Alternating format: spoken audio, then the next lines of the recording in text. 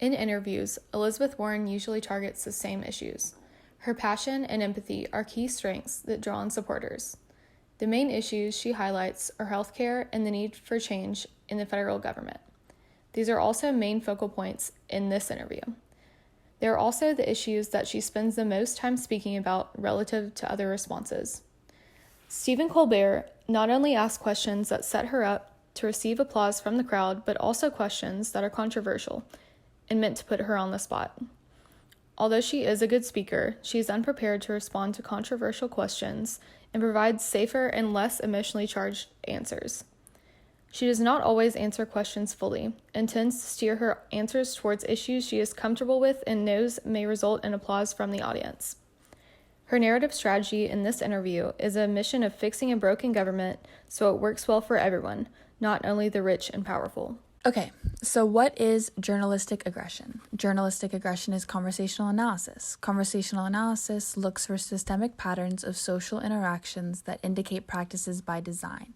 The structure of these different types of meeting grounds, whether they be interviews, such as this one between Senator Warren and Stephen Colbert, speeches, debates, or press conferences, affects turn-taking interactions and how journalists, such as Colbert, and journalistic aggression and politicians and political equivocation interact.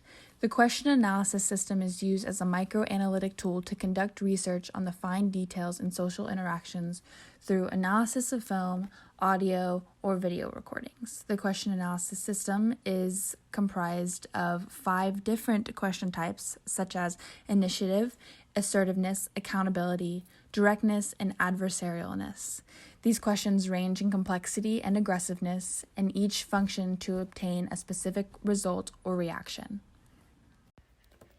In Stephen and Warren's interview, we see Stephen use 9 instances of journalistic aggression overall in our clip, most of those being initiative. And we do see directness, assertiveness, adversarialness, and accountability in all, but one instance in which Stephen interrupts Warren, he uses adversarial aggression, and when she starts to speak, cuts her off to say, well, you have to think about the way implementing a Medicare policy could possibly be seen as the same as a public school system, and the way the taxes are affected and the way the quality of the public system goes down. Other than that, Stephen effectively controls the topics he talks about, and mostly we see most aggressive interview techniques in the middle of their interview. He asks many questions. He never has to revert back and restate a question, but towards the beginning and the end, all of his questions are fairly amicable, very pleasant, and he is a very effective interviewer. In this interview, Warren is being questioned on her Medicare for All policy and whether the middle class taxes will be raised or not. Rather than answering Colbert's intended question, Warren uses this as an opportunity to push her platform and values, parentheses, her narrative strategy, as a candidate, all while using her credentials and research to support the efficacy of her Medicare for All plan. Warren offers a complete non-reply by not answering the intended question. Instead, she refocuses the subject of the question to expose the failures of the healthcare industry and uses evidence to support why Medicare for All will benefit the middle-class Americans. Warren spends 2 minutes and 15 seconds refocusing Colbert's question, will middle-class taxes be raised, in her favor by pushing her narrative strategy to make the question work for her rather than against her. So before getting into the analysis and discussion, it's important to talk about the setting, just to have a better understanding of the interview. So the setting itself is very casual and laid back as compared to, let's say, like a formal press conference or a debate. So Stephen Colbert and Elizabeth Warren are very amiable. They are kind of on the same page with politics, and so that already sort of eases the tension in this interview.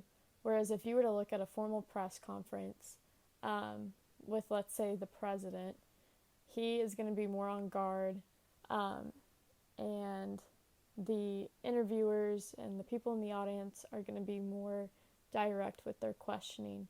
And so if you look at it from those two perspectives, you'll see that this interview is a lot more laid back.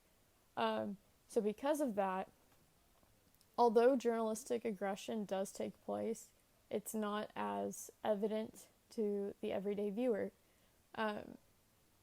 Stephen Colbert has one moment in the interview where it's the most notable example of journalistic aggression. He basically asked her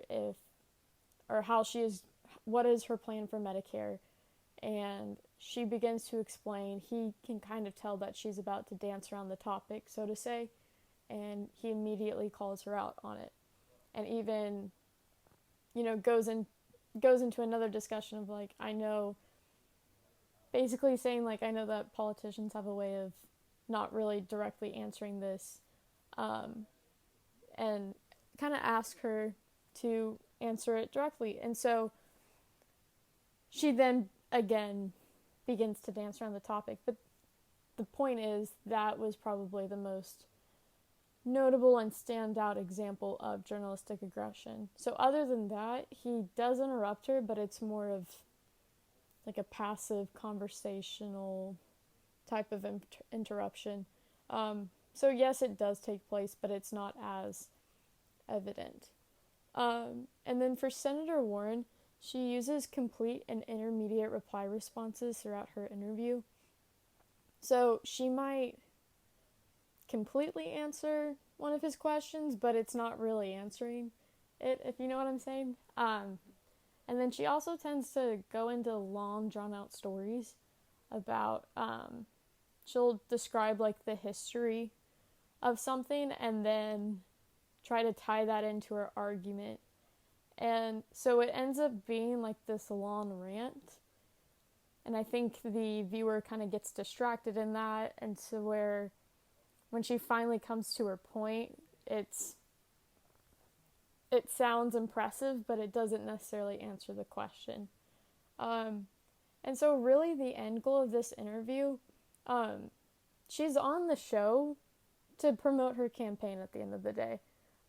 He's not going to come and, oppose her political beliefs. He's not going to attack her. Sometimes that happens in a formal press conference, as we've seen before. And so he doesn't come at her in that way. And so because it's much more laid back, she's able to promote her policies without having to fear kind of getting crazy remarks and very direct questions that will throw her off.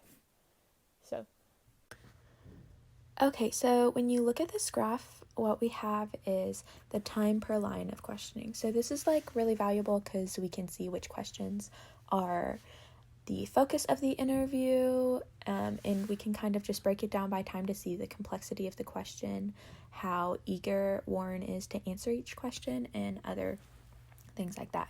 So we have a total of 8 lines of questioning. This isn't 8 questions exactly. Different questions have more sub-questions.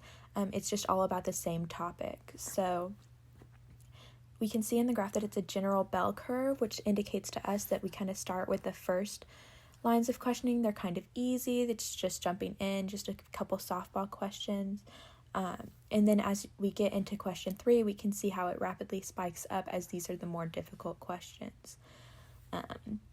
Question number 4 had the most sub-questions. I believe it was 6 on the topic of healthcare and Medicare for all, which indicates that this is a very important topic for this interview, and on a more macro scale, the primary.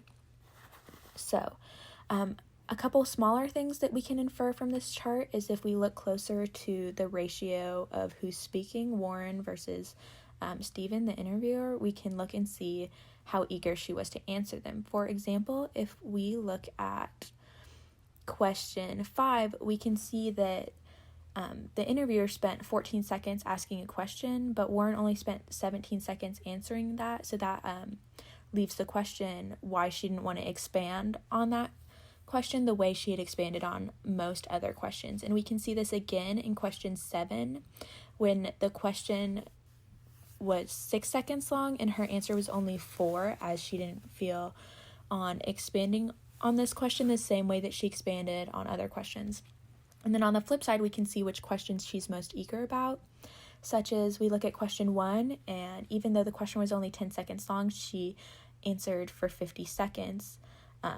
And this is a really good contrast if you just look at questions 1 and 2, just the comparison on how much time she spent answering a concise question versus how she didn't elaborate on a more complex question in question 2.